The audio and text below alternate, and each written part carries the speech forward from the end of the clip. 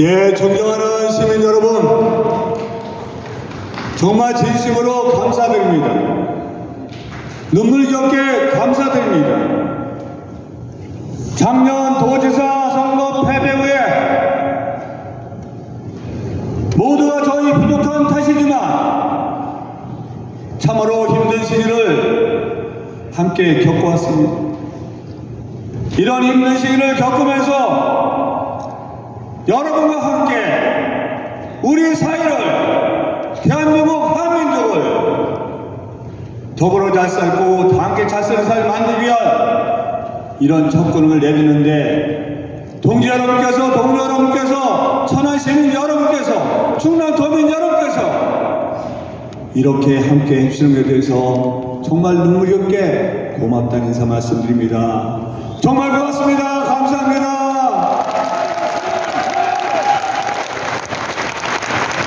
많은 분들이 소개했지만 우리 소개받지 못한 우리 한민교 어르신 고맙습니다. 이종록 장로님도 정말 진심으로 감사합니다. 박수 한번 주세요.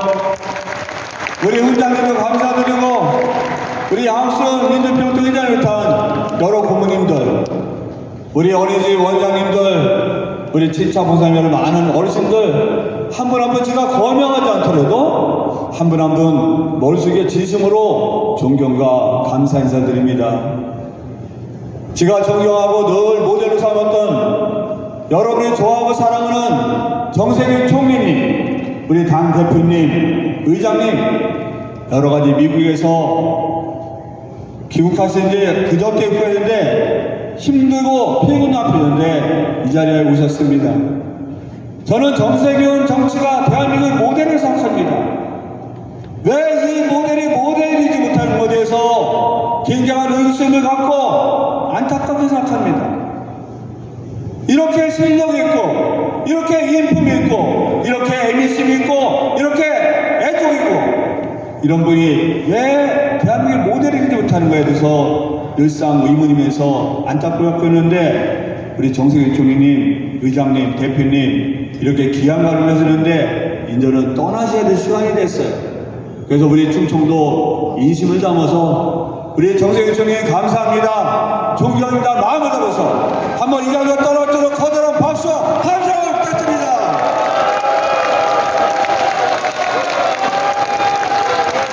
총리님 고맙습니다. 감사합니다. 감사합니다. 감사합니다. 우리 함께 해주신 천안갑의 문인석 동지, 천안명의 이정문 동지, 또 함께 어기고 동지, 여러 지원인 한 분께 진심으로 존경과 감사드립니다. 우리 양씨 대륙이 여러 이사님과 어르신들도 정말 감사합니다. 고맙습니다. 박수 한번 주실까요?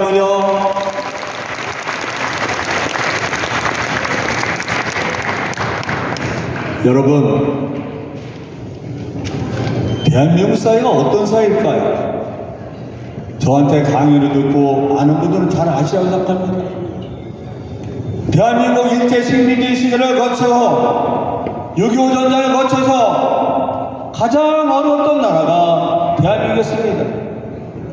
1953년도 1인당 GNP 67달러에 불과했습니다. 국민 총생산 477억에 불과했습니다. 수출이었자 겨우 54년도 2,400만 달러에 불과했습니다. 1944년도에 겨우 1억 뿐이었습니다. 원조 받지 않으면 재정 예산을 깔 수 없었던 심각한 나라였습니다. 이랬던 대한민국이 어떤 나라가 됐습니까? 여러분도 잘 알다시피 1인당 GNP는 32,886달러가 됐고 수출은 6,839억 달러, 세계 9위권에 이르렀고 총 GDP만 해도 작년에 1조 6,652억 달러, 세계 13위권이 되었습니다. 수출은 세계 6위. 원조 받던 나라에서 원조 하나는 전원 유일한 나라임에도 유일한 나라가 됐습니다. 개발도상국에서 선진국에 진입한 첫 나라가 대한민국입니다. 정말 자랑스럽죠.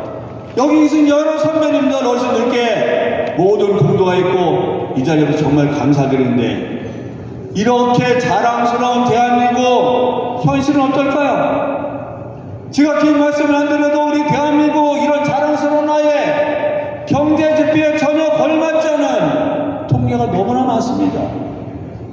여러분, 우리 이런 대한민국에서 이 자랑스러운 데서 왜 자살자가 1년에 13,000건 정도 될까요? 왜 자살률이 세계 1위가 될까요?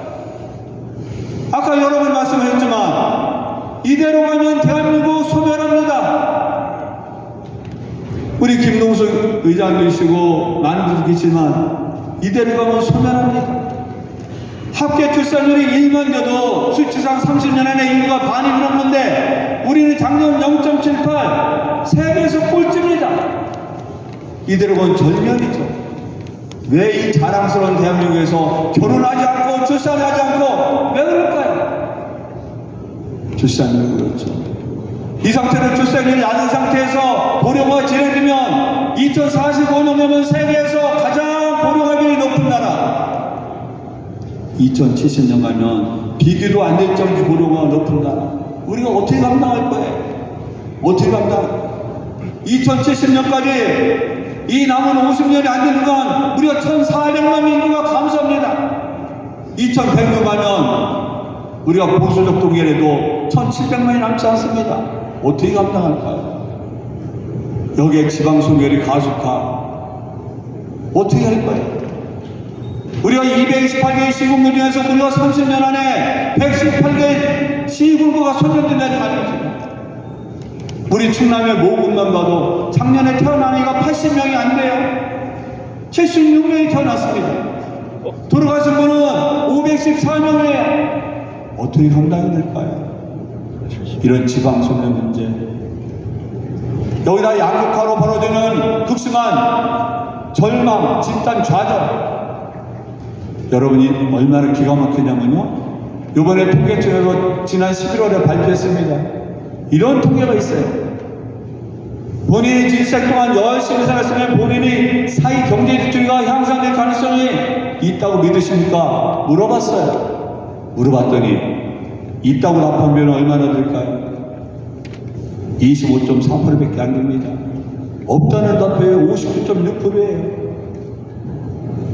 이런 상황이니까 국민들 상대로 조사를 해보면 이 반항스러운 대한민국에서 여건이 허락되면 이민 가고 싶다는 비율이 무려 60.2%예요. 어떻게 대한민국 국민이 60.2%가 이민을 가고 싶을까요? 청년들은 80%가 대한민국을 해외 조선이라고 합니다.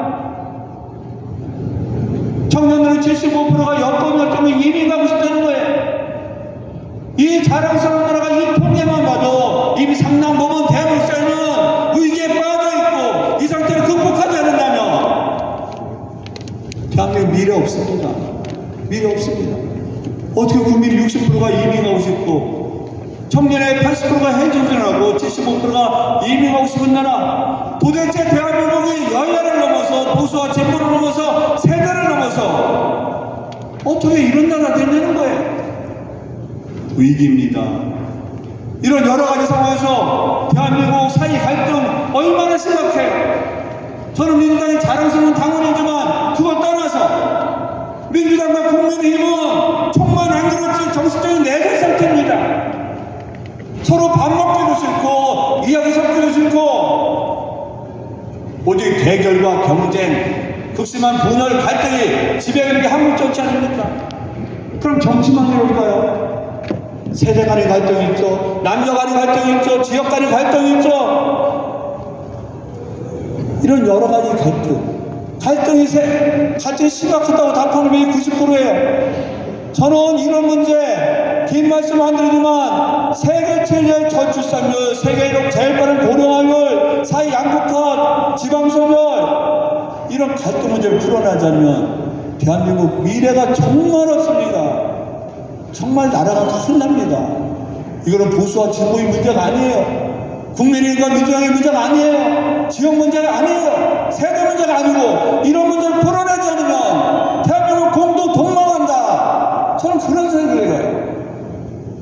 결국 이게 다 함께 잘 사는 세상을 만들어야 되지 않겠습니까?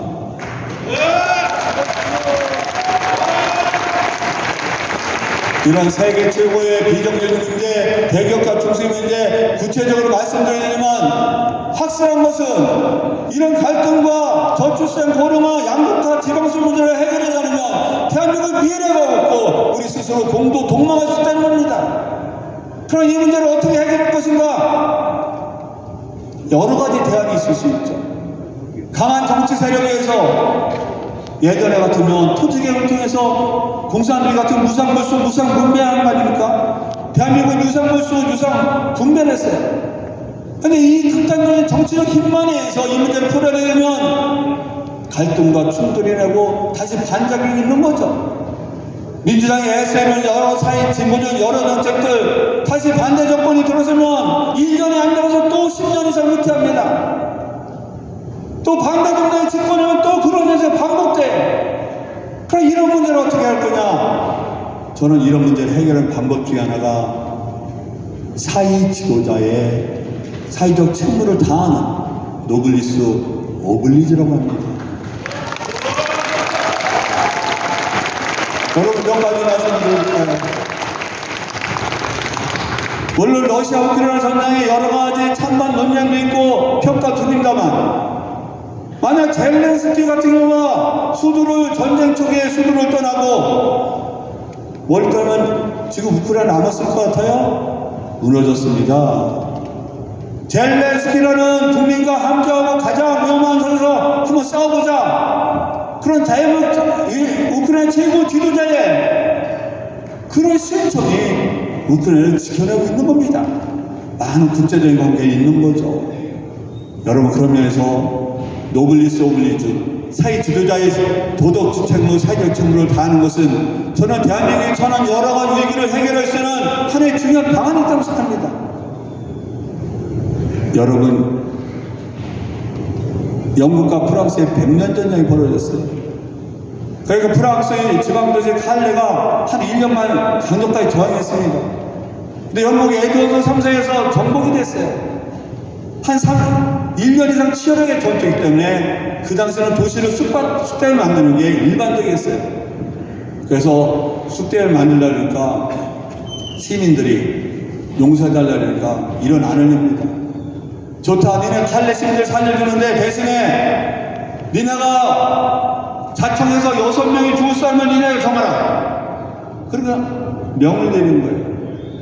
누가 자기 목숨 내놓고 싶은 애 누가 있겠어요? 누가 있어요? 그랬어요. 칼레의 가장 부유한 사람, 시민대표, 법률가 이런 사람이 내가 그 6명의 하나가 되겠소 라고 했습니다. 그래서 6명이 자청한 그 당시에 칼레 시민이 지도자들이 자기 목숨을 내 목숨을 끊겠다고 자청해서 칼레 시민들이 전멸하는 걸 막았어요. 이게 지도자의 책임 아니겠습니까?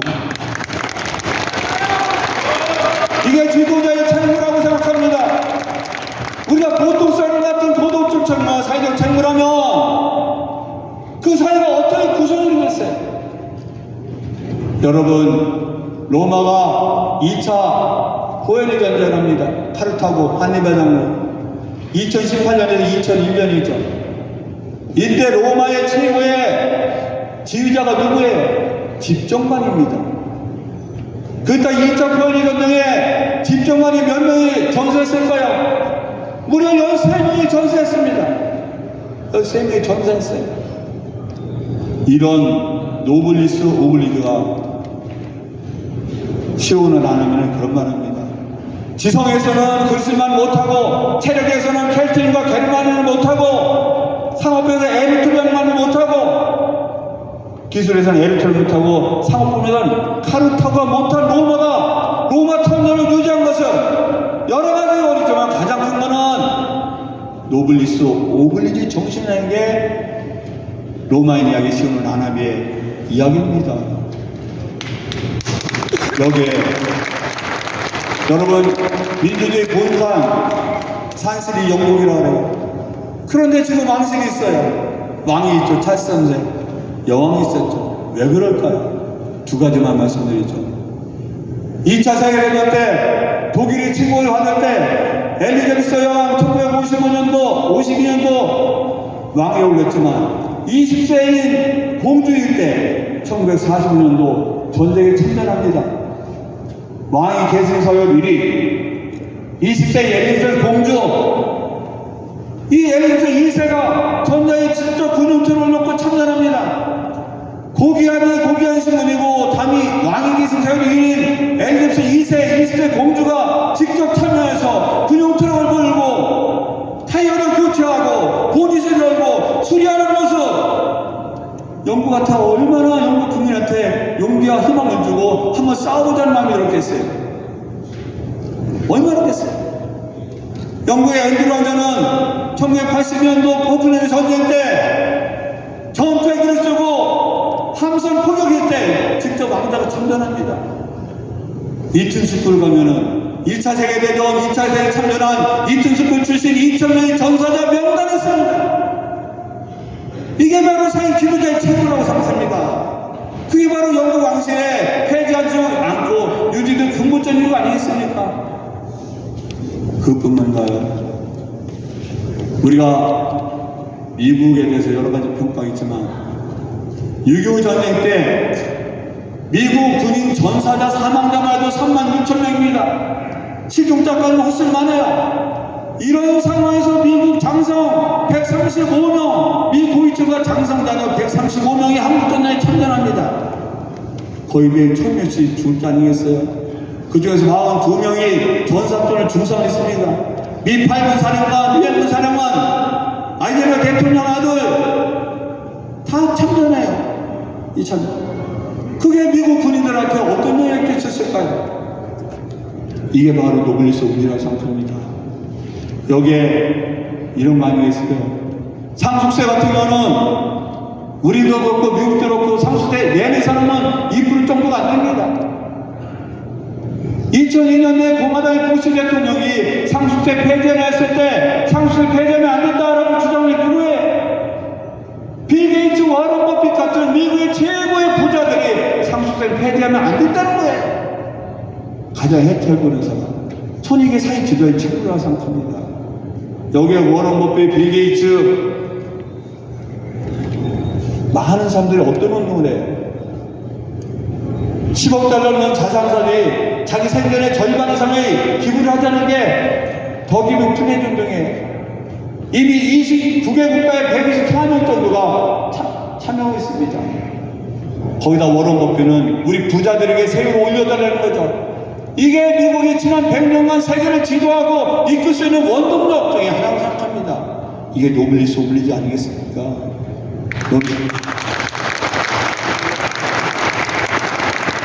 우리가 6.25 전쟁 때 중국하고 우리는 중국의 교정국이죠. 우리 입장에서 그 사람들 동의할 수 없지만 모택동아들이 직접 참전해서 우리가 사망을 합니다. 이것도 노블리스 오블리 얘기예요. 베트남의 호주 명주성은 어떻게 했어요? 죽을 때 보니까 지팡이 하나에다가 옷 2벌, 몇 권의 책이 다 나는 재산이에요. 그러면 제재와 이념을 넘어서 그런 걸 어떻게 존경하지 않을 수가 있어요? 이게 노블리스 오블리라고 생각합니다. 그게 베트남 편이라든가 베트남에는 정신적 원동이 되는 거 아니겠어요? 우리만 해도 그렇습니다. 여러분 잘 아시잖아요. 우리가 대한민국 조선부자는 3대 못 간다는 게 우리 말이에요. 그죠, 김동수 기자님? 이준 기자님? 그런데 경주 치부자집은 10대 진사에 12대 만석군입니다. 왜 그랬을까요? 치부자 6훈이 있습니다. 6훈. 진사 이상을 벼슬 하지 마라. 만석 이상을 모으지 마라. 백년에 굶는 사람 없도록 하라. 시주분 며느리는 3년간 물먹을 입어라. 흉년 때 남의 논밭을 사지 마라. 사방 백년에 굶는 사람이 없더라. 이런 노블리스 오블리 정신이 10대 진사에 12대 만석군이 역할을 한 겁니다. 또 우리만 해도 그 유명 백사 이양동의 자성 이영 집안은 어떻게 했을까요? 이분들은 일제히 우리가 강제 합병이 되니까 그 많은 재산을 처분해서 육형제가 만주 떠나 독립을 합니다. 신흥부관학교가 그분들이 함께 세운 거죠. 이게 노블리스의 전형적인 거라고 생각해요. 근데 우리 사회인들이 자기 책무를 하면 어떻게 될까요? 우리가 미안한 말이지만 우리가 일본 놈들한테 나라를 뺏겼어요. 그랬을 때 일부 왕족이 아니라 많은 왕족과 그 당시 최고 양반귀족들은 어떻게 했을까요? 이놈들은 나라가 뺏겨서 서글프고 분노한 게 아니라 무려 76명이라는 사람은 일본 놈들한테 후장이니 백장이니 자장이니 남자 자기를 받고 천문학적인 은상을 받습니다. 천문학적 은상, 노블리스 말라드라고 그러죠. 사익 귀족층이 오히려 역할을 하지 않는다는 거예요. 우리 사이를 멍들게 하고 분열시켜 하는 거죠. 여러분, 그런 말 있잖아요. 예전에 단기병, 그분들 절대 폄하하는 게 아닙니다. 단기병력 소위 말해 방혈을 했죠. 그분들은 다 그런 상황에 있어서 더 많죠. 그렇지만 보통 때문에 단기병 방위를 빠져 뭐라 그래요? 장군의 아들이라고 그러잖아요. 완전히 면제받은 누구 아들이라고 그래요? 신의 아들이라고 그러잖아요. 실제로 그렇지는 않지만 우리 인식이 그렇게 인식되고 있는 겁니다. 뭔가 부자 놈들은, 힘 있는 놈들은, 권력자들은 사회를 일탈하고 법규를 위반하고 뭔가 지키지 않은 놈들, 이게 우리 국민의 일반적 시각이에요.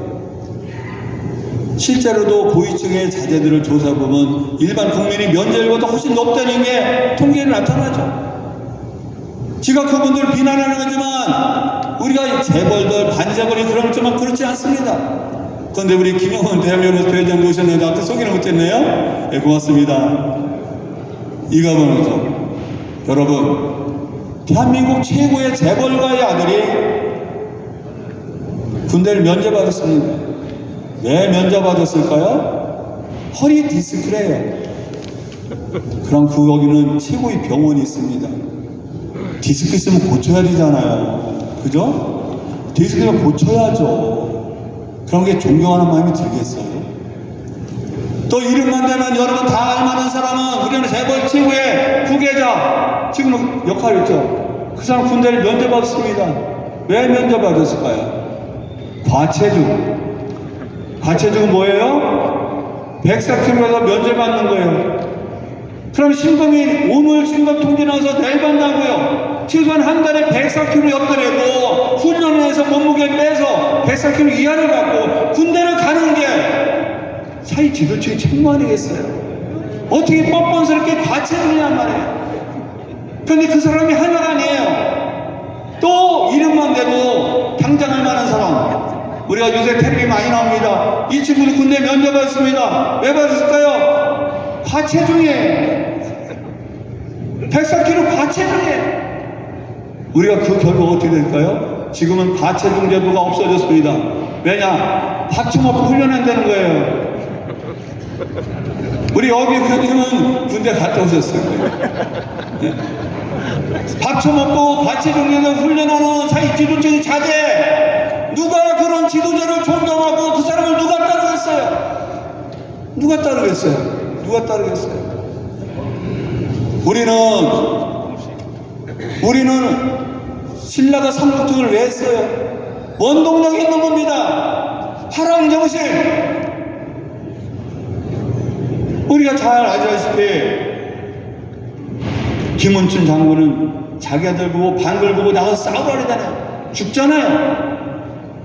관창 이야기 알잖아요. 관창은 20살도 안 됩니다. 가서 잡혀서 다시 또 나가서 싸우라 그러잖아요. 이런 최고의 지도자 자제들이 자기 목숨을 내놓는 화랑모 정신이 아까 말씀한 신라가 가장 어려움에도 불구하고 삼국태를 이룬 겁니다.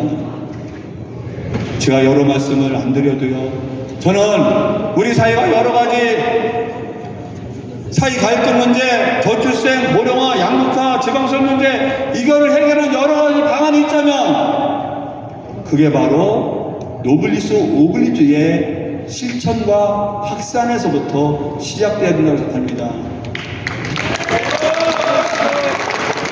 그 말씀에 동의하시나요? 네! 동의하시면 카드로 박수 한번 안내해주세요.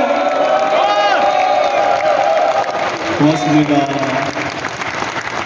우리 마지막으로 한 말씀만 드리면, 임진왜란 때 선조는 15일 만에 도망치기 시작합니다. 그 누가 나라를 구했어요? 우리 의병장과 의병이 구한 겁니다. 관군은 뭐였냐고요? 20일 만에 한양 도성이 함락됩니다. 병자를 때 60일 만에 항복합니다. 그때 나라를 구한 것은 나라로부터 커다란 혜택도 보지 못한 일반 국민들, 백성들이 나라를 구합니다. 박재우 장군, 조원 장군, 고경명 장군, 정문무 장군, 대한민국 곳곳에 일어나는 의병장과 의병이 나라를 구한 겁니다.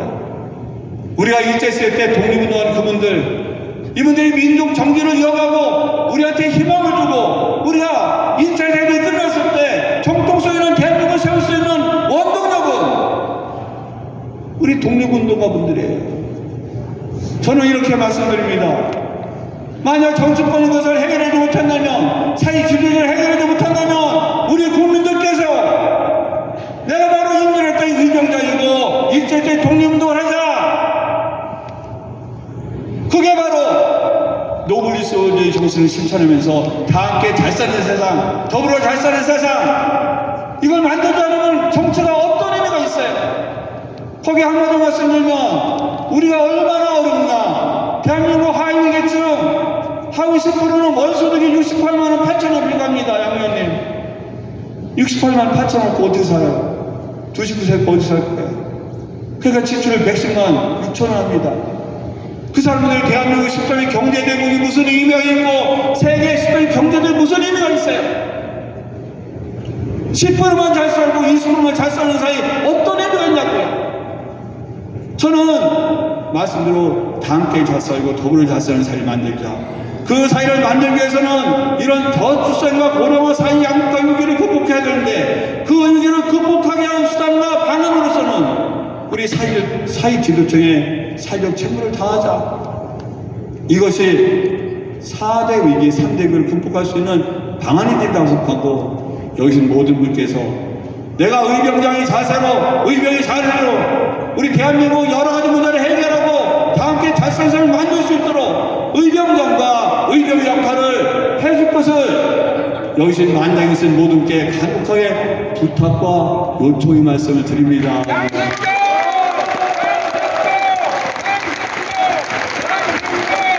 그렇게 하실 건가요? 하실 수 있죠?